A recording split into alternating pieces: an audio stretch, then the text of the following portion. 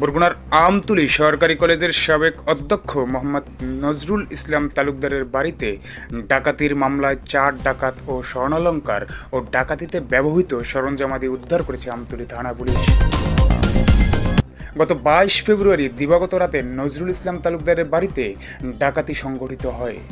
এ ঘটনায় আমতলী থানায় গত 23 ফেব্রুয়ারি ডাকাতির মামলা দায়ের করা হয়, যাহার মামলা নং 18। আমতলী থানা সূত্রে জানা গেছে, গোয়েন্দা তথ্যের ভিত্তিতে আন্তঃজেলা ডাকাত দলের সদস্য এবলাস 40, শামচুল 50, বাদল হাওলাদার 45কে গ্রেপ্তার করে বিজ্ঞ আদালতে সোপর্দ করিলে পুলিশ হেফাজতে জিজ্ঞাসাবাদের জন্য আবেদন করলে বিজ্ঞ আদালত গ্রেপ্তারকৃতদের 2 দিনের পুলিশ হেফাজতে জিজ্ঞাসাবাদের অনুমতি প্রদান করে।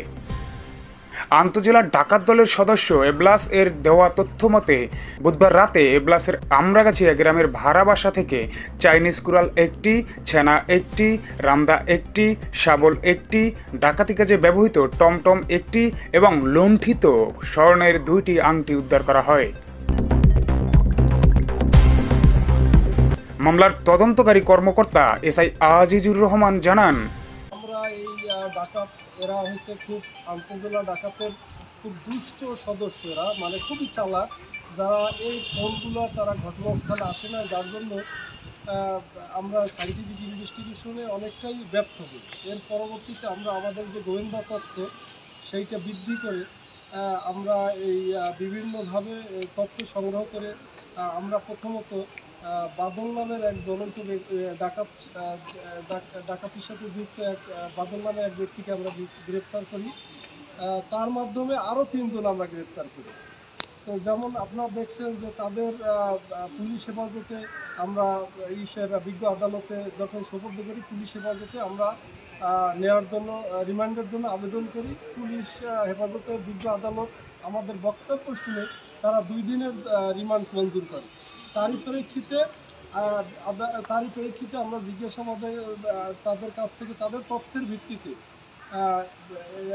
ডাকাত এবলাস তার তথ্যের ভিত্তিতে তার একটি ভাড়াটিয়া বাসা থেকে সে বিভিন্ন সময় বিভিন্ন জায়গাতে তারা বাসা ভাড়া নিয়ে থাকে।